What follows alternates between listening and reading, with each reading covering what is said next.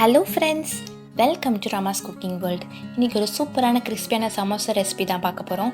வாங்க எப்படி பண்ணுறதுன்னு பார்க்கலாம். ஃபஸ்ட்டு ஒரு பவுலில் 2 கப் மைதா மாவு ஆட் பண்ணுறோம். 1/2 டீஸ்பூன் சால்ட் ஆட் பண்ணுறோம். இப்போது 1/2 டீஸ்பூன் ஓமம் ஆட் பண்ண போகிறோம். உங்களுக்கு ஓமம் பிடிக்கலன்னா நீங்கள் ஸ்கிப் பண்ணிக்கலாம். ஆனால் ஓமம் ஆட் பண்ணால் நார்த் இந்தியன் ஸ்டைல் சமோசா கிடைக்கும். இப்போ இதை ஆட் பண்ணி நல்லா மிக்ஸ் பண்ணிக்கிறோம். மிக்ஸ் பண்ணிவிட்டு இதில் 3 டேபிள் ஸ்பூன் ஆயில் ஆட் பண்ணி இதையும் நல்லா மிக்ஸ் பண்ணிக்கிறோம். மிக்ஸ் பண்ணி பார்த்தோன்னா நம்ம கையில் பிசைஞ்சோடனே நம்மளுக்கு கொழுக்கட்டை மாவு மாதிரி நல்லா அப்படி நிற்கணும். நின்றுச்சுன்னா இது கரெக்டான டைம். இந்த டைமில் நம்ம 1/2 கப் வாட்டர் ஆட் பண்ணி நல்லா மிக்ஸ் பண்ணி ஒரு திக்கான டோ கன்சிஸ்டன்சிக்கு இதை கொண்டு வந்துடுங்க.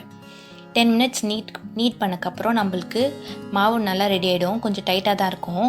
இதில் மேலே ஒரு 1/2 டீஸ்பூன் ஆயில் ஆட் பண்ணி மாவு காயாமல் இருக்கிறதுக்காக ஆட் பண்ணி இது மூடி வச்சிடறோம். நெக்ஸ்ட்டு நம்ம உள்ளே வைக்கிற ஸ்டஃபிங் ரெடி பண்ண போகிறோம். வாங்க எப்படி பண்ணுறதுன்னு பார்க்கலாம். ஃபஸ்ட்டு ஒரு பேனில் ஆயில் ஆட் பண்ணுறோம். ஆயில் ஆட் பண்ணிட்டு 1/2 டீஸ்பூன் cumin சீட்ஸ் ஆட் பண்ணி நல்லா ஃப்ரை பண்ணிக்கிறோம். இப்போ 1 மீடியம் சைஸ்டு ஆனியனை தின்னாக சாப் பண்ணி அதையும் ஆட் பண்ணி நல்லா ஃப்ரை பண்ணிக்கிறோம்.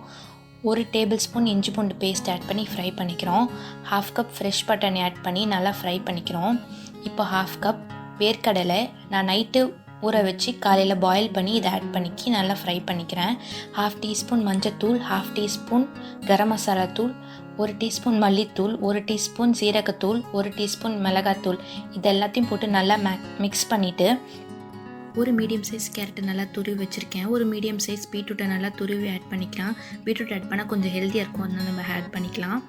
நெக்ஸ்ட்டு தேவையான அளவுக்கு சால்ட். இப்போ 5 மீடியம் சைஸ்டு உருளைக்கிழங்கு நான் பாயில் பண்ணி ஸ்மாஷ் பண்ணி வச்சுருக்கேன். இதையும் நல்லா ஆட் பண்ணி நல்லா மிக்ஸ் பண்ணிக்கிறோம். இப்போ கொஞ்சம் தண்ணி ஆட் பண்ணுறோம் வெஜிடபிள்ஸ் வேகிறதுக்காக. இப்போ மூடி போட்டு ஒரு 3 நிமிஷம் வேக வச்சுக்கிறோம். 3 நிமிஷம் கழிச்சு மசாலா ரெடி ஆகிடுச்சு. மேலே கொஞ்சம் கொத்தமல்லி போட்டு இறக்கிட வேண்டியது தான். இப்போ மாவு கொஞ்சம் சாஃப்டாக இருக்கும். இப்போ நம்ம பூரி கட்டையில் கொஞ்சம் எண்ணெய் தடவி இந்த மாவை விரிக்க ஆரம்பிச்சுக்கலாம். மாவு ரொம்ப அழுத்தி விரிக்காதீங்க. மாவு கொஞ்சம் திக்காக தான் இருக்கணும். இந்த மாதிரி திக்காக இருந்தால் தான் நம்மளுக்கு சமோசா நல்லா சூப்பராக வரும். இப்போது மாவை 2ஆக டிவைட் பண்ணி இப்போது ஒரு சைடாக மடிக்கிறோம். இப்போது நான் கொஞ்சம் மைதா மாவை தண்ணியில் ஆட் பண்ணி ஒரு பேஸ்ட்டு கொண்டு வந்திருக்கேன். இது கூட நம்ம ஆட் பண்ணிட்டோம், நல்லா ஒட்டிக்கும். அதுக்காக நம்ம இது போட்டுக்கலாம். இப்போ போட்டு இது ஒரு கோன் ஷேப்புக்குள்ள 2 சைடும் மடித்து வச்சாச்சு. இப்போ உள்ளே நம்ம செஞ்சு வச்ச ஸ்டஃபிங்கை உள்ளே வைக்க போகிறோம். ரொம்ப அதிகமாக வச்சிடாதீங்க, இப்போ மூட கஷ்டமாக இருக்கும். கொஞ்சம் நம்மளுக்கு மூடுற அளவுக்கு வச்சுக்கலாம்.